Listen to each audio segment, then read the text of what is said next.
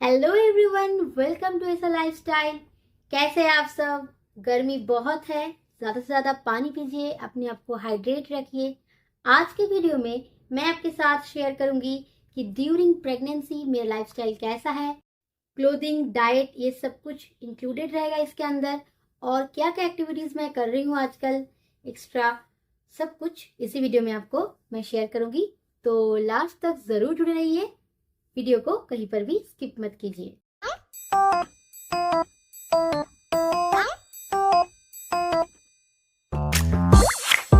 तो प्रेगनेंसी को हम 3 ट्राइमेस्टर में डिवाइड करते हैं। हर ट्राइमेस्टर में 3 मंथ्स होते हैं, तो 3 इंटू 3 9 मंथ्स प्रेगनेंसी।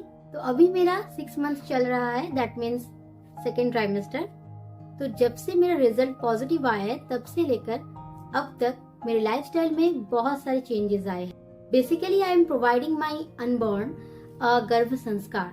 तो गर्भ संस्कार is nothing, just is the lifestyle that the mother is spending during her pregnancy.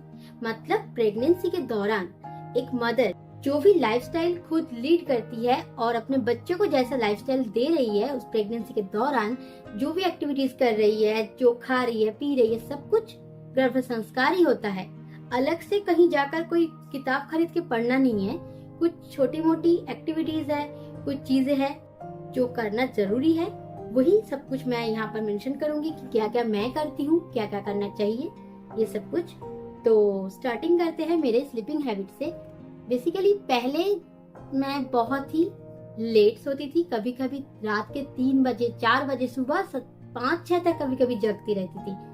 कभी पढ़ाई करती थी, स्कूल टाइम की बात है, स्कूल कॉलेज कभी पढ़ाई करती थी, तो कभी रात को वैसे वैसे चैटिंग भी करती थी कॉलेज टाइम में। तो ये सब करते करते आदत लग गई थी कि लेट नाइट सोना, फिर सुबह लेट से उठना, 11-12 बजे उठना, ये सब बहुत ही बैड हैबिट्स था मेरे अंदर। लेकिन शादी के बाद ये बहुत कम हो गया था। मैक्सिमम हम 1-2 बजे तक सोते थे और फिर से सुबह 8-9 बजे उठते थे। लेकिन अब ये सब चेंज हो गया है। मैं जल्दी सोती हूँ, रात को कोशिश करती हूँ बहुत जल्दी सोने की, लेकिन इतना भी नहीं होता, तो 11 बजे तक सो ही जाती हूँ और सुबह जल्दी उठती हूँ। डॉक्टर ने कहा है 8 घंटे की नींद जरूरी है, तो 8 घंटे की नींद मैं पूरी कर लेती हूँ। तो अब बात करते हैं फूड हैबिट्स। फूड हैबिट्स में भी बहुत चेंजेस है, क्योंकि मेरे जो डाइटिशियन हैं उन्होंने रेस्ट्रिक्ट किया है बहुत सारी चीजें। जैसे कि मैं फास्ट फूड खाती थी, स्ट्रीट फूड्स खाती थी, कोल्ड ड्रिंक्स पसंद था, ये सब बंद है पूरी तरह से। और आप में से भी अगर कोई मदर बनने वाले हैं या फिर ऑलरेडी प्रेग्नेंट है तो ऑब्वियसली ये सब चीजें अवॉइड करिए। मैं भी आपको सजेस्ट करूंगी, बिल्कुल अच्छा नहीं होता बेबी के लिए। स्ट्रीट फूड्स, फास्ट फूड्स, ये सब बिल्कुल अच्छा नहीं होता। इवन फास्ट फूड तो किसी के लिए अच्छा नहीं होता। तो खाने में जो सब चीजें आजकल इंक्लूड हुआ है मेरे डाइट में, वो है ड्राई फ्रूट्स, फ्रूट जूस। कभी मैं फ्रूट जूस पी लेती हूँ, कभी मैं रॉ फ्रूट खाती हूँ। जैसे कि विटामिन सी रिच फ्रूट्स होते हैं, जो फ्रूट मुझे अच्छा नहीं लगता खाना, उसका मैं जूस निकाल के पी लेती हूँ। डॉक्टर ने कहा है कि तुम जूस निकाल कर पी सकते हो। तो कुछ फ्रूट्स है जो अवॉइड करती हूँ, जैसे पपाया अवॉइड करती हूँ, और सबसे ज्यादा जो खाती हूँ वो है गुआवा। और वैसे डाइट के ऊपर अलग से वीडियो बना सकती हूँ मैं, और उस पर बता सकती हूँ अलग से। तो फिलहाल और नॉन वेज में जो मैं सबसे ज्यादा खा रही हूँ आजकल वो है फिश। पहले मुझे फिश नहीं पसंद था बिल्कुल भी, फिश का जो स्मेल है मुझे अच्छा नहीं लगता है, इसीलिए बंगाली हूँ फिर भी अच्छा नहीं लगता था। मैं फिश बहुत ही कम खाती थी, एक आध जो फिश है वो पसंद था, सिर्फ वही खाती थी। लेकिन आजकल रोज लंच में, डिनर में फिश रहता ही है। वेजिटेबल्स बहुत सारा रहता है, ग्रीन वेजिटेबल्स बिल्कुल नहीं पसंद था, लेकिन खाना पड़ता है। अब कुछ चीजें सेक्रीफाइस, कुछ की टेस्ट प्रेफरेंसेस बदलनी पड़ती है, तो ये सब कुछ चेंजेस हुए हैं। तो एग और जो चिकन है, ये चीजें मैं पहले ज्यादा खाती थी, आजकल कम कर दिया है। खुद ही पसंद नहीं आता मुझे, सबसे ज्यादा स्वीट्स पसंद था। पहले बचपन से ही पसंद था, लेकिन स्वीट्स लिमिटेड खाना पड़ रहा है। अब स्वीट्स ज्यादा नहीं खा सकती, क्योंकि डायबिटीज का चांसेस रहता है इस टाइम पे। थायराइड, डायबिटीज, बहुत सारे प्रॉब्लम्स होते हैं। फिलहाल तो सब कुछ रिपोर्ट जो आया है तो नॉर्मल है सब कुछ, लेकिन रिस्क नहीं लेना, तो इसीलिए स्वीट्स कम ही खाती हूँ। चॉकलेट मुझे बहुत पसंद है, तो सिर्फ डार्क चॉकलेट अलाउ है। अब बात करते हैं कुछ बहुत ही ज्यादा इम्पोर्टेंट एक्टिविटीज की, जो ड्यूरिंग प्रेगनेंसी करना चाहिए, जिसे हम गर्भ संस्कार कहते हैं। तो आपने आईक्यू टर्म तो सुना होगा। आप कहते हैं ना कि इस बच्चे में आईक्यू बहुत कम है, इसका आईक्यू बहुत अच्छा है, लेकिन क्या पता है इसका मतलब क्या है? आईक्यू का मतलब होता है कि इंटेलेक्चुअल कोशेंट। तो जो इंटेलेक्चुअल कोशेंट है, बच्चे का आईक्यू है, वो चीज ब्रेन डेवलपमेंट के साथ ही आता है। जब बच्चा माँ के पेट में रहता है तभी से 80% ब्रेन डेवलप हो जाता है। तो आप समझ सकते हैं, जब कोई माँ अपने बच्चे को बड़ा होकर कहे कि तेरे पास दिमाग नहीं है, तू ये नहीं कर सकता, तू वो नहीं कर सकता, तो उसमें गलती किसकी है? बच्चे की बिल्कुल गलती नहीं है, उसमें पेरेंट्स की गलती है कि जब वो पेट में था तब उसको सही से संस्कार नहीं दे पाए। बात तो यही है। तो यहाँ पर मैं एक छोटी सी कहानी मेंशन करूंगी। एक छोटा सा बच्चा था 5 साल का, तो उसकी मम्मी उससे लेकर बहुत परेशान हो गई थी। बच्चा बहुत जिद्दी बन गया था, बच्चा बहुत बदमाशी करता था। तो उसकी मम्मी परेशान होकर एक साधु महाराज होते हैं, उनके पास गई और जाकर कहा कि बाबा जी, मेरा जो 5 साल का बच्चा है, देखिए ये ऐसा ऐसा करता है, शरारत बहुत करता है, ऐसा नहीं करता, वैसा नहीं करता, फलाना ढिमकाना, बहुत कुछ उसके बारे में शिकायत किया। तब जाकर साधु महाराज ने कहा कि तुम्हें तो 5 साल 9 महीने लेट कर दिया तुमने। 5 साल 9 महीने ऐसा क्यों कहा? 5 साल का बच्चा है तो 5 साल 9 महीने इसीलिए कहा क्योंकि बच्चे को जब पेट में 9 महीने रहता है तब भी वो सीखता है, माँ के पेट से ही सीखता है। आपने महाभारत पढ़ा होगा तो आपको पता होगा कि अभिमन्यु ने भी चक्रव्यूह के बारे में अपने माँ के पेट में ही सीखा था, लेकिन अंदर जाना सीखा था, बाहर आना नहीं पता था। तो ये कहानी आपको पता ही होगा महाभारत की। तो पर्टिकुलरली जो चीजें करनी चाहिए उसके बारे में मैं बता रही थी। तो फिर यही बात है कि अगर आपने आम की खेती की है तो आम ही मिलेगी, अगर आलू की खेती की है तो आलू ही मिलेगा। आलू को आप आम नहीं बना सकते, बात तो ये है। तो ऑब्वियसली बच्चा आप जैसा उसको पेट में संस्कार दोगे, गर्भ संस्कार दोगे, वैसा ही बनेगा। तो जब से मेरा प्रेगनेंसी पॉजिटिव है तब से लेकर मैं इस बारे में बहुत ज्यादा कंसर्न हूँ। तो आईक्यू डेवलपमेंट के लिए मैं जो एक्टिविटीज करती हूँ, जो करनी चाहिए एक्चुअली, बच्चे का जो लेफ्ट ब्रेन है उसके डेवलपमेंट के लिए कुछ logical activities like puzzle solve, reasoning, mathematical problem solve, ऐसी चीजें, मेंटल एबिलिटी जो टेस्ट होता है वैसी चीजें करनी चाहिए। उससे बच्चे का लेफ्ट ब्रेन डेवलप होता है। और राइट ब्रेन डेवलपमेंट के लिए आर्ट, क्राफ्ट और जैसे म्यूजिक, ऑरिगेमी, ये सब चीजें कर सकते हैं। तो मैं करती हूँ, ये सब चीजें फॉलो करती हूँ। जैसे कि ये जो लॉजिकल चीजें हैं, रीजनिंग वगैरह, ये तो रोज ही करना पड़ता है मुझे। वैसे मेरा टीचिंग चैनल है, वहां पर मैं पढ़ाती हूँ, तो फिर ये सब चीजों में मैं रहती हूँ हमेशा। वैसे भी मुझे पसंद है मैथमेटिकल प्रॉब्लम सॉल्व करना, तो ये तो होता रहता है। लेकिन जो नहीं होता है वो है आर्ट और ऑरिगेमी। ये सब चीजें मैंने एडिशनली ऐड किया है मेरे डेली रूटीन में। रोज नहीं होता तो अल्टरनेटिव डेज में कभी मैंने ड्राइंग कर लिया, कभी पेंटिंग कर लिया, कभी कोई ऑरिगेमी मतलब पेपर के बनी हुई जो चीजें कभी बना लिया। और कभी कभी नहीं, रोज ही म्यूजिक तो सुनती हूँ मैं। म्यूजिक जैसे कि क्लासिकल म्यूजिक। पहले क्या होता था, पहले मैं बहुत ज्यादा रॉक म्यूजिक, पॉप म्यूजिक सुनती थी, वो सब इतना नहीं सुनती अब, बहुत ही अब चॉइस बदल गया है। और क्या होता है, साउंड, अलग अलग चीजों के साउंड, नेचर का साउंड, अलग अलग एनिमल्स के साउंड, ये सब मैं सुनती हूँ ताकि मैं चाहती हूँ कि मेरे बच्चा भी सुने ये सब कुछ, ये सब जरूरी है। तो आईक्यू डेवलपमेंट की बात तो हो गई, बट एक बच्चे का पर्सनालिटी डेवलपमेंट के लिए आईक्यू इज नॉट सफिशिएंट। तो और क्या क्या चाहिए? आईक्यू के साथ पीक्यू, ईक्यू एंड एसक्यू। क्या होता है ये? तो PQ is physical quotient, EQ is emotional quotient and SQ is spiritual quotient. Basically physical quotient development के लिए डाइट के साथ योगा एंड वॉक इम्पोर्टेंट है, जिसमें मैं डेली 20 मिनट वॉक करती हूँ और योगा 20 से 25 मिनट करती हूँ। ये मैं कहा, ये गलत है, हम करते हैं, मतलब मैं और मेरा हस्बैंड योगा वॉक हम एक साथ करते हैं। एक्चुअली जो गर्भ संस्कार होता है मदर अकेली क्यों करे, हस्बैंड को साथ लेकर करना चाहिए।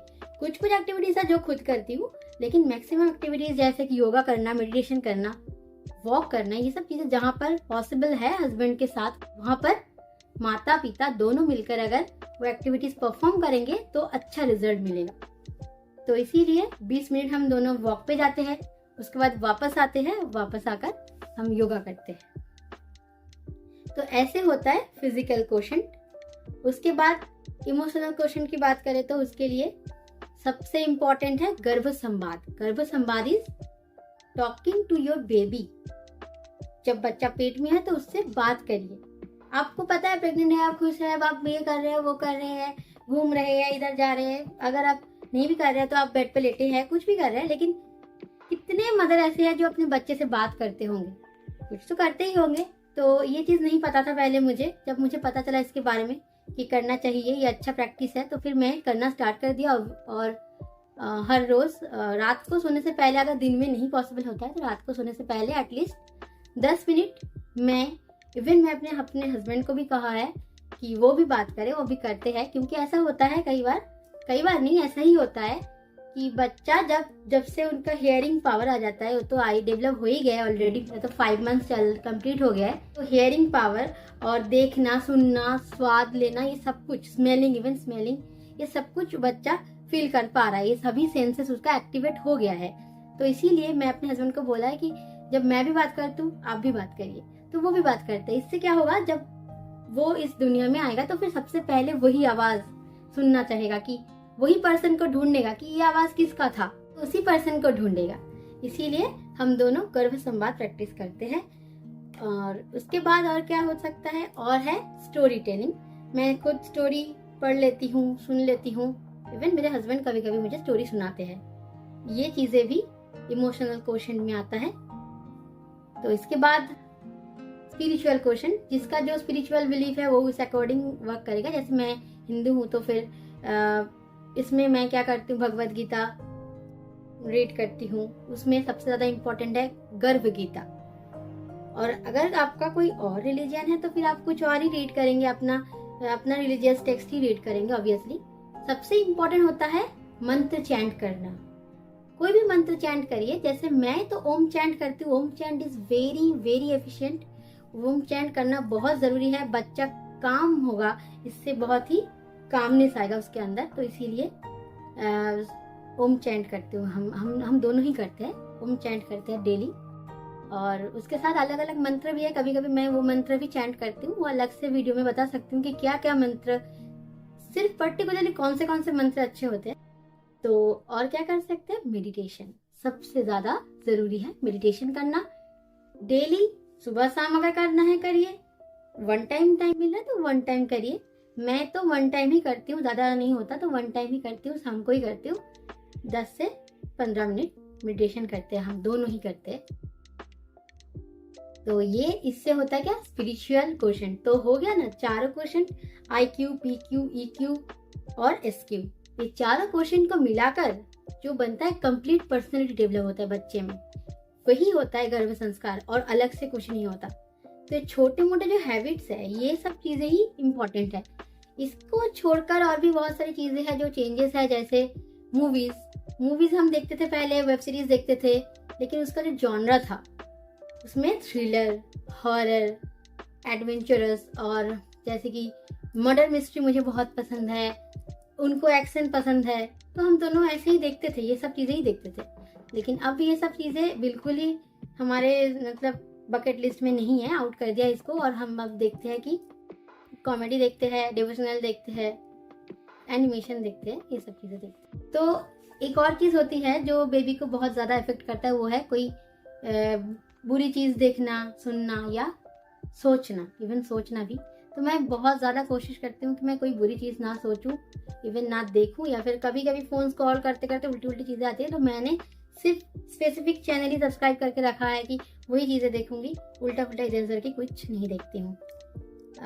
और तो यही सब चीजें हैं जो मैं फॉलो करती हूँ। और मैं कहूँगी जो अभी मदर बनने की प्लानिंग कर रहे हैं और फिर या फिर अभी प्रेग्नेंट है, तो वो भी ये सब चीजें फॉलो करे तो अच्छा रहेगा। हाँ, क्लोथिंग वाली बात मैंने मेंशन नहीं किया।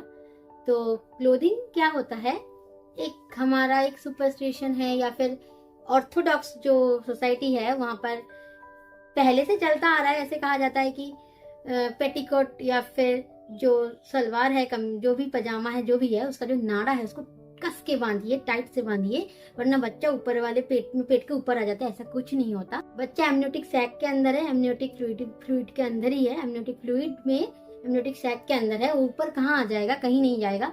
सबसे बड़ी बात है, मैंने डॉक्टर से बात किया था इस बारे में, उन्होंने कहा था कि एक्चुअली प्रेगनेंसी के टाइम पे बहुत ज्यादा ही हम ऑलरेडी बहुत ज्यादा स्ट्रेस में हैं, बहुत ज्यादा अनकंफर्टेबल फील कर रहे हैं। ऊपर से अगर ये चीज करेंगे, टाइट करके हम कसकर कुछ बांधेंगे, तो उससे मदर एंड बेबी दोनों को ही अनकंफर्टेबल फील होगा। तो जरूरी नहीं है सब, इसीलिए जितना हो सके उतना ढीला ढाला पोशाक पहनिए, ढीला ढाला कपड़े, जैसा मैं पहनती हूँ ढीला ढाला, आपने देखा ही होगा। तो ढीला ढाला चीजें पहननी चाहिए। कोई भी स्किनी चीजें बिल्कुल मत पहनिए, अच्छा नहीं होता इतना पहनना। वैसे भी मुझे तो अनकंफर्टेबल फील होता ही है, मुझे सफोकेशन होता है जैसे ज्यादा टाइट कुछ पहन लिया तो। और ऊपर से मैं साड़ी तो पहनती नहीं हूँ, तो पेटीकोट की बात ही नहीं है, लेकिन फिर भी मुझे बहुत लोगों ने बोला है, तो मैं उनको डिसरिस्पेक्ट नहीं कर रही हूँ। उनके थॉट्स उनकी जगह है, आई रेस्पेक्ट देयर बिलीफ, बट ये एक्चुअली अच्छा नहीं होता। तो इसको अब जरूरी नहीं है कि बड़ों का रेस्पेक्ट करने का मतलब हर बात आप मानो उनके। तो आपको खुद भी कुछ चीजें रिसर्च करना पड़ता है, और रिसर्च करके खुद देखना पड़ता है, सोचना पड़ता है। जमाना बहुत बदल गया है, तो उस हिसाब से चलना पड़ेगा। ऑब्वियसली डॉक्टर ने जब कह दिया है तो फिर इसको मानने का कोई मतलब ही नहीं है। ढीला ढाला कपड़े पहनिए। और इसके ऊपर भी अगर कहेंगे कि कैसे कैसे कपड़े पहनना चाहिए, अलग से वीडियो में बना दूंगी। तो आज इतना ही, बहुत सारी बातें मैंने आपके साथ शेयर किया है। आई डोंट नो आपको ये बातें पसंद आएगी कि नहीं, कमेंट में ज़रूर बताइए। अगर आपको ये सब बातें अच्छी लगती है, बुरी लगती है, अपना ओपिनियन भी शेयर कर सकते हैं आप मेरे साथ। अगर आप मुझे कुछ एडवाइस देना चाहते हैं वो भी दे सकते हैं। ऑब्वियसली मैं सबके एडवाइस एक्सेप्ट कर रही हूँ। और हाँ, गर्मी बहुत है, ज़्यादा से ज़्यादा पानी पीजिए। फिर से बोल रही हूँ, खुद को हाइड्रेटेड रखिए। और एक और बात बताऊंगी कि जो कटोरी होते हैं, ऐसे आपके घर में ऐसे अनयूज्ड कोई कटोरी है तो उसमें भी पानी भरकर छत पे रखिए, ऑब्वियसली पंछियों के लिए, और गार्डन में रखिए छोटे मोटे एनिमल्स के लिए। पंछियों को बहुत गर्मी में बहुत सफर करना पड़ता है, इसीलिए पानी के कटोरी में पानी भर के छत पर रखिए। ये रिक्वेस्ट है मेरी तरफ से आपके लिए। तो मिलते हैं अगले व्लॉग में, तब तक के लिए बाय बाय।